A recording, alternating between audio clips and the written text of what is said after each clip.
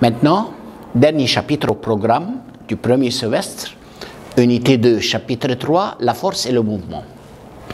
Que veut-on dire par force? On dit la définition de force, tout facteur externe qui peut varier l'état d'un corps, soit en état immobile, en le rend en état mobile, ou changer son sens. Donc la définition de force, tout facteur externe qui peut changer l'état d'un corps ou changer sa direction, son sens. On sait quelle est l'unité de force, c'est le Newton. Et le Newton est égal à kg ms-2. C'est la même unité. Maintenant, quelle est la première loi de Newton? On dit première loi de Newton, on lui donne un nom, la loi de l'inertie. Que veut-on dire par inertie? Al-Qusur al-Zati. Qu'est-ce qu'elle dit, la première loi? Elle dit tout corps garde son état, soit état de repos ou état de mouvement, uniforme, rectiligne, si aucune force ne vient agir sur lui. Pour expliquer cette loi, le livre sur la table reste immobile tant qu'on n'agit pas sur lui avec une force pour le déplacer. C'est-à-dire tout corps veut garder son état. État de repos, il veut garder son état de repos. Maintenant, si je conduis la voiture avec une vitesse de 100 km par heure, il reste la voiture avec cette vitesse tant qu'on n'appuie pas sur l'accélérateur ou on n'utilise pas les freins. Donc, le corps en état de mouvement garde son état de mouvement uniforme, c'est-à-dire vitesse uniforme, rectiligne, c'est-à-dire en ligne droite, si aucune force ne vient agir sur lui, force des freins ou force de l'accélérateur. Donc, une dernière fois, l'énoncé de la première loi de Newton, tout corps garde son état de repos ou de mouvement uniforme rectiligne si aucune force ne vient agir sur lui. Quelle est la formule mathématique de la première loi? Somme des forces égale 0.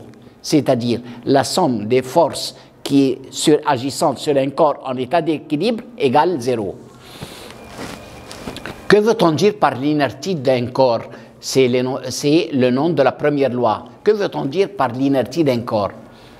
C'est-à-dire c'est une propriété par laquelle le corps veut garder son état, soit état de repos ou de mouvement uniforme rectiligne. C'est une propriété pour chaque corps qu'il veut garder son état, soit état de repos ou état de mouvement. Maintenant, première loi, il n'y a pas de problème dans la première loi, mais on a beaucoup de commentaires. Par exemple, première commentée, les passagers d'un autobus sont projetés en avant lorsque la voiture s'arrête brusquement. Pourquoi? Parce que les passagers veulent garder leur état de mouvement. Par quelle propriété? Par inertie. Le contraire, deuxième commentaire, les passagers d'un autobus sont projetés en arrière lorsque la voiture démarre brusquement. Démarre, c'est-à-dire part brusquement. Pourquoi? Parce que les passagers veulent garder leur état de repos. Par quelle propriété? Inertie. Troisième commentaire. Un ventilateur continue à tourner même si on coupe le courant électrique. Pourquoi elle continue à tourner? Car le ventilateur veut garder son état de mouvement. Par quelle propriété? Inertie. Un autre commentaire. Une personne en marche trébuche contre une pierre. Pourquoi? Parce que sa partie inférieure s'arrête contre la pierre, tandis que sa partie supérieure garde son état de mouvement. Alors il tombe, il trébuche. Une autre commentaire. Si on apporte un verre et on met un carton et on met une pièce de monnaie sur le carton, si on retire le carton brusquement, la pièce de monnaie tombe dans le verre. Pourquoi? Parce que la pièce de monnaie veut garder son état de repos. Parce qu'elle veut garder son état de repos. Une autre commentaire, un motocycliste est projeté en avant lorsqu'il heurte un obstacle. Pourquoi? Pourquoi il se déplace en avant? Car il veut garder son état de mouvement. Et une autre commentaire, La fusée continue son trajet après la libération de l'attraction terrestre, garde son état de mouvement jusqu'il arrive jusqu'à la Lune. Pourquoi? Sans utiliser aucun combustible. Une autre fois, cette commentée. La fusée n'a pas besoin de l'essence après la libération de l'attraction terrestre. Pourquoi? Car aucune force extérieure agit sur lui. Il garde son état de mouvement. Maintenant, d'autres commentaires pour la même première loi.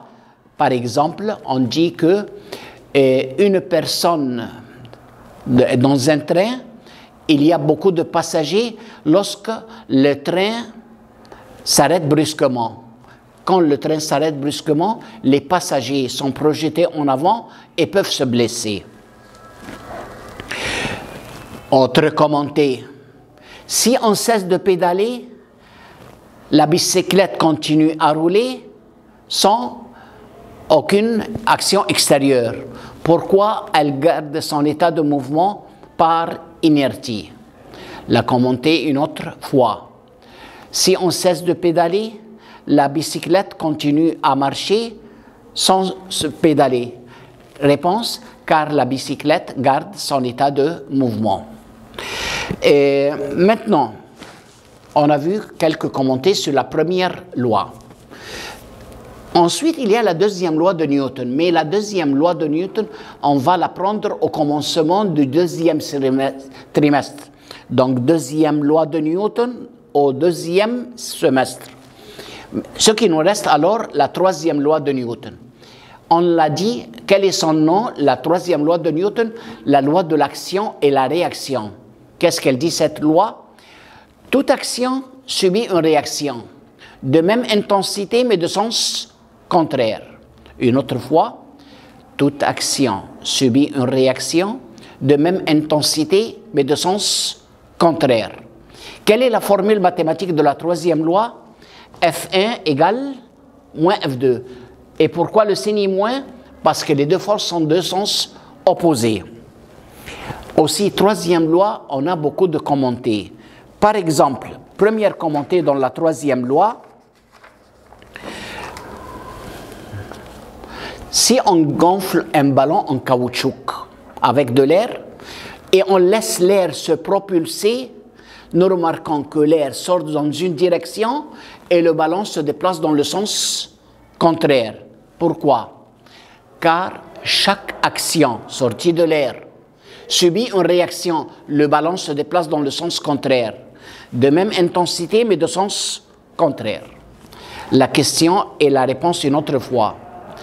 Si on laisse de l'air propulsé d'un ballon gonflé de l'air, nous remarquons que le ballon se déplace dans le sens contraire. La réponse, car toute action sortie de l'air dans une direction subit une réaction. Le ballon en caoutchouc se déplace dans le sens opposé, égal en intensité, mais de sens contraire. Une deuxième commentaire sur la troisième loi de Newton. Si une personne tire une balle d'un pistolet, le pistolet se rebondit vers l'arrière, vers son épaule. Pourquoi? Car chaque action sortie de la balle subit une réaction, le pistolet se rebondit en arrière, égal en intensité, mais de sens contraire. Voilà, deuxième commentaire. Troisième commentaire, si on s'assied sur une chaise avec des roulettes agales et on pousse le mur avec les pieds, la personne se rebondit en sens contraire, vers l'arrière. Pourquoi? Car chaque action, on pousse le mur avec les pieds, subit une réaction, la personne se rebondit en arrière, égale en intensité mais de sens contraire. Une quatrième commentaire, la fusée se dirige dans le sens contraire de la sortie du carburant. Pourquoi on voit le feu qui sort d'une fusée vers le bas? alors la fusée se déplace vers le haut. La réponse, car les produits gazeux provenant de la combustion du carburant sont projetés vers le bas, alors ce qui engendre une réaction que la fusée se déplace vers le haut dans le sens contraire, égal en intensité mais de sens contraire.